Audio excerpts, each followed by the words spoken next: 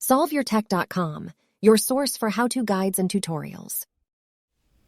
Welcome to our video that answers the question of why isn't my iPhone screen turning off?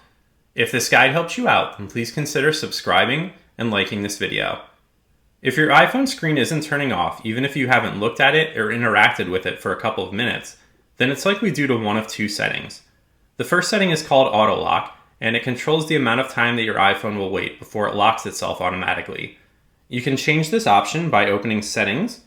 You can then scroll down and select Display and Brightness, and then you can scroll down again and choose the Auto Lock option. Now this setting controls how long your iPhone will wait before it locks itself automatically after a period of inactivity.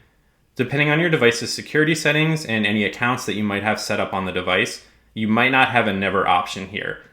But regardless of which options you do have, you can make the device lock a little more quickly by selecting one of these options at the top of the screen. I usually like to use 1 minute or 2 minutes. So once you've made your selection, then you can go back to the main display and brightness menu. Depending on the iPhone model that you have, you may also have an always on display setting. This controls whether or not your lock screen turns off completely when you lock the device. If this is currently set to on, then your lock screen is only dimming when the device is locked.